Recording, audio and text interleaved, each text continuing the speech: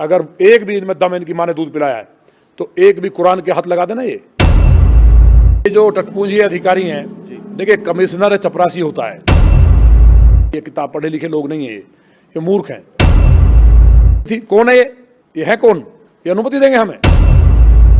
जब वो पैदा ना हुआ था तब से हम राजनीति में कौन किसकी बात कर रहे हैं?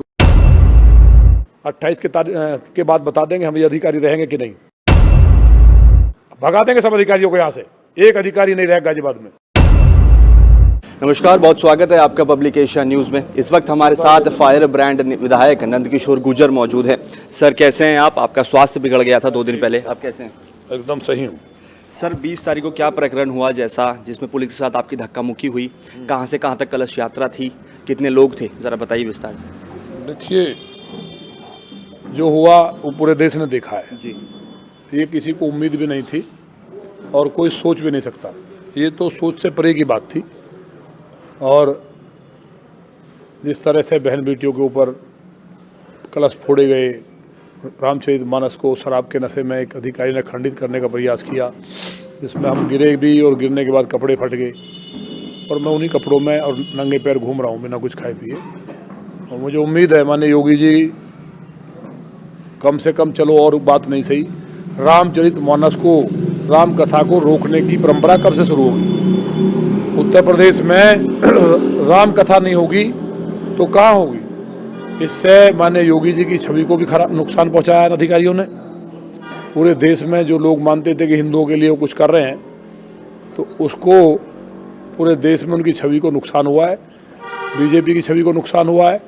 और देश के यशस्वी प्रधानमंत्री, दुनिया के सबसे लोकप्रिय नेता माननीय मोदी जी की छवि को भी उन्होंने नुकसान पहुंचाया है कि उन्हीं की सरकार में, उन्हीं के विधायक के साथ अगर ये हो सकता है तो आम आदमी के साथ क्या होता होगा इस प्रदेश में। ये एक पिक्चर सामने आई है, तो इसलिए जनता में भारी आक्रोश है। लगभग 11,000 बहनें कलश लेकर निकली थी, उनके साथ भाई कुछ थे। अनुमति कभी नहीं ली गई, 2010 से शुरू हुई और पिछले साल तक अपनी सरकार में हर वर्ग के लोग फूल बरसाते हैं, इस बार भी बरसाए।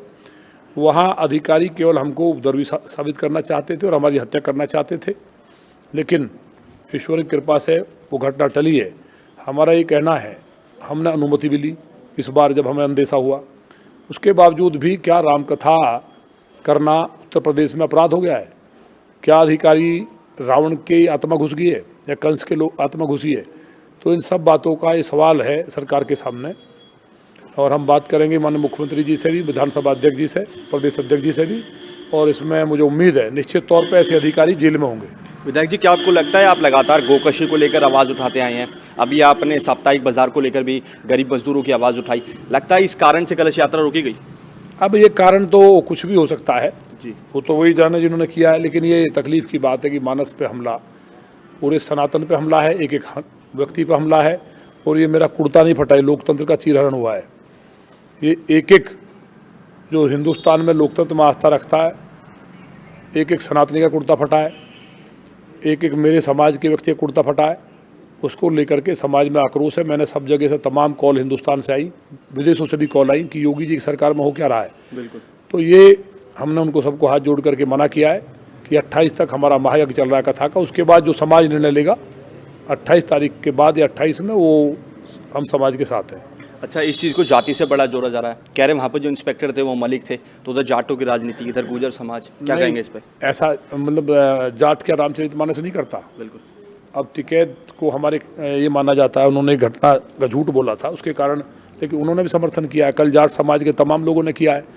एक व्यक्ति को बुला करके गनर के लालच में 4 आदमी ले जा करके फ़ोटो खिंचवाने से जाट समाज नहीं होता। जाट समाज का कोई भी व्यक्ति, उनका गौरवशाली इतिहास है। क्या बहनों पर लाठी बजाएगा, कलश फोड़ेगा? रामचरितमानस का अपमान जाट समाज कर सकता है? ये कभी संभव नहीं है। एक एक, चाहे कोई किसी जाति का व्यक्ति है, एक एक सनातनी जो भगवान श्री राम को मानता है, जब भगवान श्री राम की कलश यात्रा में मुसलमान फूल बरसा रहे हैं लौनी में, तो हिंदुओं को तो बहुत तकलीफ़ है। और इतनी तकलीफ़ है कि जिस तरह गाय कटी पिछले दिनों 15,000 हमने बोला, गरीब जो जिनको माननीय प्रधानमंत्री जी ने आत्मनिर्भर किया, उनको बाजार बंद करने का आदेश दिया। दरअसल ये लड़ाई दूसरी है कि यहाँ समाजवादी पार्टी के एजेंट के रूप में अधिकारी आ गए हैं। और हमने यही कहा था माननीय प्रधानमंत्री जी को, जो चुनाव में नुकसान हुआ उन अधिकारियों ने उनका एजेंट बन के काम किया और नुकसान पहुंचाने का काम किया है। ये बात जब प्रमाणित होगी उसके बाद भी अभी तक इन अधिकारियों को कार्रवाई से मतलब नहीं है कि हटाया जाए। ऐसे अधिकारी जेल होने चाहिए, इनकी नौकरी बर्खास्त होनी चाहिए। लेकिन गाजियाबाद पुलिस का आरोप है कि आपने अनुमति नहीं ली थी। गाजियाबाद पुलिस का आरोप है तो एसडीएम कोई प्रशासन से अलग है, एसडीएम का बयान भी तो है। पहले तो ये जो टटपूंजी अधिकारी हैं, देखिए कमिश्नर चपरासी होता है, विधायक का प्रोटोकॉल चीफ सेक्रेटरी से बड़ा होता है। पहले तो उन्हें पढ़ना चाहिए, किताब पढ़े लिखे लोग नहीं है ये मूर्ख हैं। चीफ सेक्रेटरी से बड़ा होता है। हमने अनुमति ली इनके अंदेशे को देखते हुए, लेकिन विधायक का सूचना देना ही पर्याप्त होता है।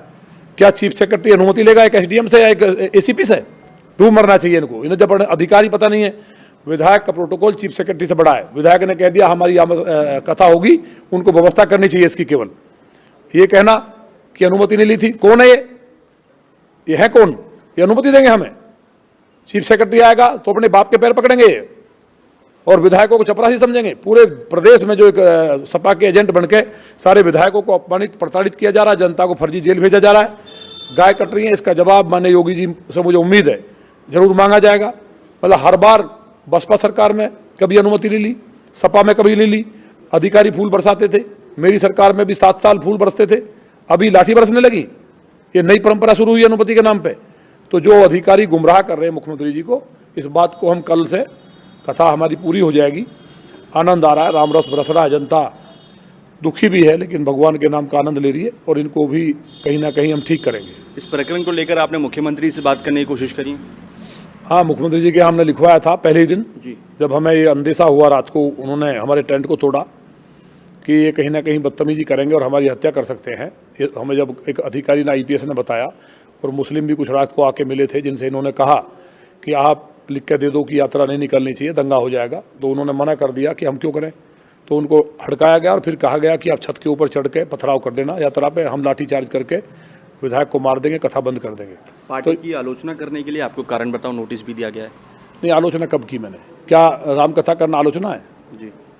या गाय कट रही है, मुख्यमंत्री जी को बताना 15,000 गाय कट की, डूब मरना चाहिए, मतलब इसलिए हम सरकार में आए थे, तो वो आलोचना है? मैंने कौन सा पार्टी के कैंडिडेट के खिलाफ काम किया आज तक? पूरी जान लगा के काम करता हूँ मैं। कहाँ संगठन की मैंने बुराई की है? माननीय मोदी जी जैसे लीडर के हम लीडरशिप में आज काम कर रहे हैं, तो ये सोच भी नहीं सकते हम तो। पार्टी खिलाफ नहीं है, ये तो अच्छी बात है नोटिस जो मिला है, इससे मैं अपनी बात को कह पाऊँगा संगठन के सामने। तो वो तो कारण क्या रहा ये पूछा ना उन्होंने, तो कारण हमने बता देंगे उनको जी। कि भाई राम कथा निकल रही है।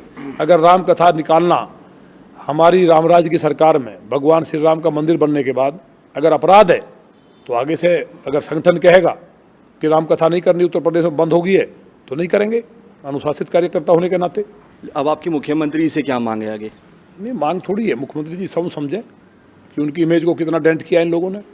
भाई मैं बहुत बड़ा अपराधी हूँ, मुझ पर कोई भ्रष्टाचार का आरोप लगा दो, मेरे चरित्र पर लगा दो। मैंने पार्टी के खिलाफ कभी काम किया हो जीवन में, पार्टी की विचारधारा को मजबूत ना किया हो, देश में जहाँ पार्टी ने भेजा संगठन का कार्यकर्ता हूँ मैं, जिला अध्यक्ष तक रहा हूँ, युवा मोर्चा की राष्ट्रीय टीम में रहा हूँ, किसान मोर्चा की राष्ट्रीय टीम में रहा हूँ और क्षेत्रीय समिति में रहा हूँ, जिला अध्यक्ष रहा हूँ, बागपत जिले का इंचार्ज रहा हूँ और तमाम तब से काम कर रहा हूँ। तो मुख्यमंत्री जी तो खुद समझें इस बात को, लेकिन इससे मुख्यमंत्री जी का इन्होंने छवि खराब की है, नुकसान हुआ है, वो इस बात को समझें और ऐसे अधिकारियों को जिसके भी कहने पे ये हुआ है, केवल 2 अधिकारी जिम्मेवार हैं, उनको जेल में भेजें और उन पर कार्रवाई करें। जो आपको कारण बताओ नोटिस दिया गया है, तो आपका कहना है कि सच्चाई को दिखाना पार्टी की आलोचना है?